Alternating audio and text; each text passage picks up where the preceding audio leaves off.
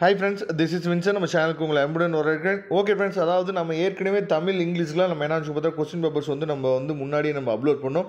அதுலேருந்து நிறைய கொஸ்டின்ஸ் வந்து கேட்டிருந்தாங்க அப்படின்னு சொல்லி பசங்க வந்து சொல்லியிருந்தாங்க. அதே மாதிரி தான் இப்போ நாம் உங்களுக்கு ஹெல்ப் பண்ணுறதுக்காக மேக்ஸ் கொஸ்டின் பேப்பர் வந்து என்ன பார்த்தா உங்களுக்கு அப்லோட் பண்ணியிருக்கோம். இதை நல்லா நீங்கள் என்ன பார்த்தா அனலைஸ் பண்ணுங்கள். கண்டிப்பாக இதிலேருந்து நீங்கள் மண்டே எக்ஸாம் எழுதும் போது உங்களுக்கு நிறையா கொஸ்டின்ஸ் வந்து கேட்குறதுக்கு வாய்ப்புகள் இருக்குது. ஃபஸ்ட்டு நம்ம ஒன் வேர்ட்ஸ் வந்து பார்த்துடலாம். சரியா, ஒன் வேர்ட்ஸுக்கு வந்து ஆன்சர்ஸ் வந்து எப்படி இருக்குது அப்படிங்கிறத நீங்கள் என்னாச்சு பார்த்தா சொல்லுங்கள். உங்களுக்கு ஆன்சர்ஸ் வந்து தெரிஞ்சிருக்கா இல்லையா அப்படிங்கிறது நீங்கள் கமெண்ட் பாக்ஸில் சொல்லலாம்.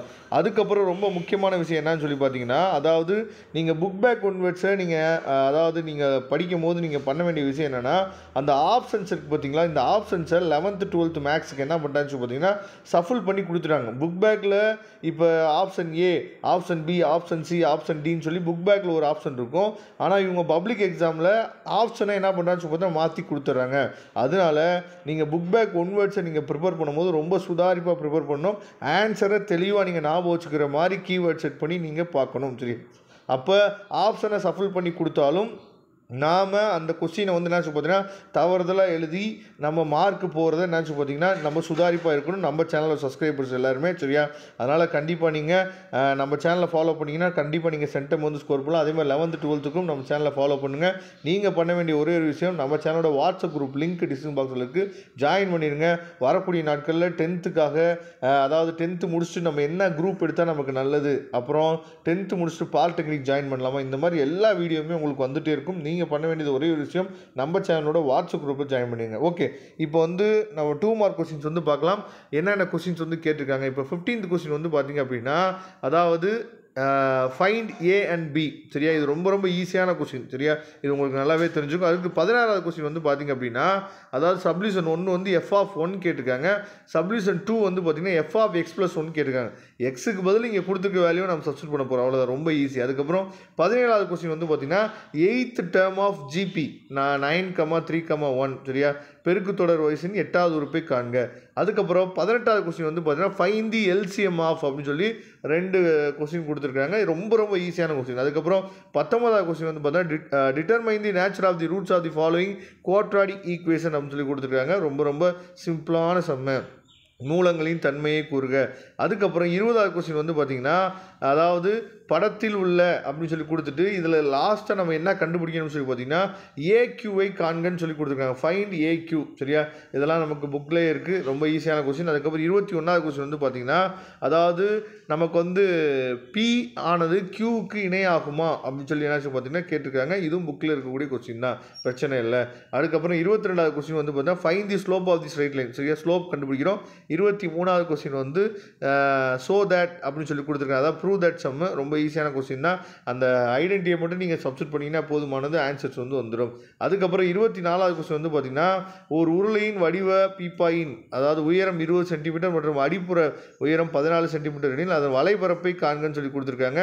இதுவும் ரொம்ப ஈஸியான கொஸ்டின். 25வது கொஸ்டின் வந்து பார்த்தீங்கன்னா உயரங்களின் விகிதம் காண்க. Find the ratio of heights. சரியா, அடுத்து 26வது கொஸ்டின் வந்து பார்த்தீங்கன்னா திட்ட விளக்கத்தை காண்க. சரியா, ரொம்ப ரொம்ப ஈஸியான கொஸ்டின். ஸ்டாண்டர்ட் டிவியேஷனு ஃபஸ்ட்டு 21 நேச்சுரல் நம்பர். சப்போஸ் இதுக்கெல்லாம் ஆன்சர் தெரியல அப்படின்னா கமெண்ட் பாக்ஸில் சொல்லுங்கள், நான் ஆன்சர் கீஸ் வந்து அதாவது அப்லோட் பண்ணுறேன் உங்களுக்காக.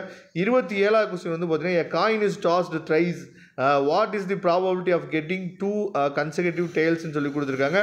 இதுவும் ரொம்ப முக்கியமான கொஸ்டின். அதுக்கப்புறம் 28வது கொஸ்டின் வந்து பாருங்கள், நமக்கு வந்து ஜிபி கொடுத்துருந்தாங்க இப்போ ஏபி கேட்டிருக்காங்க. அதே மாதிரி எத்தனாவது உறுப்பு -54 வந்து எத்தனாவது உறுப்புன்னு சொல்லி கேட்டிருக்காங்க. சரியா, இதெல்லாம் தெளிவாக நீங்கள் பார்த்துங்க. அதுக்கு 5 மார்க் கொஸ்டின்ஸ் வந்து பாருங்கள், ரொம்ப ரொம்ப ஈஸியாக தான் கேட்டிருக்காங்களா. இது வந்து supplementary question paper, July 2024 question paper.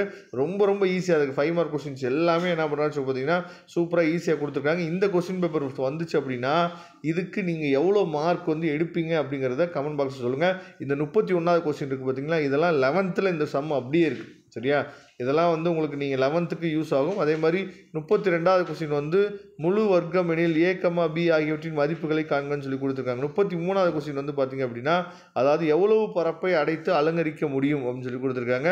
இதையும் தெளிவாக நீங்கள் பாருங்கள். 34வது கொஸ்டின் அப்படியே 11th புக்கில் 12th வரைக்குமே இந்த சம் இருக்குது. சரியா, ரொம்ப ஈஸியான சம் மேட்ரிக்ஸில் கொடுத்துருக்காங்க. 35வது கொஸ்டின் எல்லாரும் எதிர்பார்த்த அந்த பிதாகரஸ் தியரம். சரியா, state and prove Pythagoras theorem கண்டிப்பாக நமக்கு கேட்க போகிறாங்க. 36வது கொஸ்டின் வந்து find the area of quadrilateral, சரியா, அதாவது நாற்கரத்தின் பரப்பளவை காண்க. ரொம்ப ரொம்ப ஈஸியான சம். அடுத்து 37வது சம் வந்து பார்த்திங்கன்னா நேர்கோட்டில் அமையும் சமன்பாட்டை காண்கன்னு சொல்லி கொடுத்துருக்காங்க. 38வது கொஸ்டின். இதெல்லாம் நமக்கு தெரியும், சரியா, எத்தனை தடவை டெஸ்ட் எழுதிருப்போம் அப்படிங்கிற நல்லாவே தெரியும். 38வது கொஸ்டின், ஒரு கோபுர உச்சியின் மீது 5 மீட்டர் உயரமுள்ள கம்பம் அப்படின்னு சொல்லி கோபுரத்தின் உயரத்தை காண்க. அடிக்கடி டெஸ்ட் எழுதிருப்பீங்க. அதே மாதிரி நிறைய உங்களுக்கு ஹாஃப் இயர்லி எக்ஸாமில் குவார்டர்லி எக்ஸாமில் கேட்டிருக்கேன். 39வது கொஸ்டின் வந்து பார்த்திங்கன்னா அதாவது many small Spears and can be obtain அப்படின்னு சொல்லி கொடுத்துருக்காங்க. தெளிவாக பாருங்கள். 40வது கொஸ்டின் வந்து ரொம்ப ஈஸியான கொஸ்டின் தான். Find the standard deviation of page completed by them அப்படின்னு சொல்லி கொடுத்துருக்காங்க. 41வது கொஸ்டின் வந்து ப்ராபபிலிட்டியிலேருந்து கேட்டிருக்காங்க.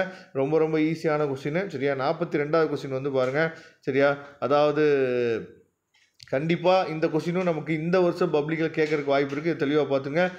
வர்ணம் பூச எவ்வளவு செலவாகும், இதுவும் அடிக்கடி நம்ம டெஸ்ட் எழுதியிருக்கிறோம். அடுத்து 8 மார்க் கொஸ்டின்ஸ், சரியா, அதாவது கிராஃப் வந்து என்ன கொடுத்துருக்குறாங்க, சரியா, அதே மாதிரி ஜாமெட்ரி வந்து என்ன கொடுத்துருக்காங்க அப்படிங்கிறத நீங்கள் பாருங்கள். அதுக்கப்புறம் 44வது கொஸ்டின் வந்து 8 மார்க் கொஸ்டின்ஸ் வந்து ரொம்ப ஈஸியான கொஸ்டின், சரியா. இதையும் தெளிவாக நீங்கள் பார்த்துக்குங்க, சரியா. இதெல்லாம் வந்து கண்டிப்பாக நமக்கு பப்ளிக் எக்ஸாமில் கேட்கறதுக்கு வாய்ப்பு இருக்குது. இதோட PDF லிங்க் டிஸ்கிரிப்ஷன் பாக்ஸில் எடுத்து யூஸ் பண்ணுங்கள். தேங்க்யூ. நம்ம நெக்ஸ்ட் வீடியோ பார்க்கலாம். அதுவரை உங்களிடம் விடைபெறுவது உங்கள் நண்பர் வின்சென்ட். தேங்க்யூ.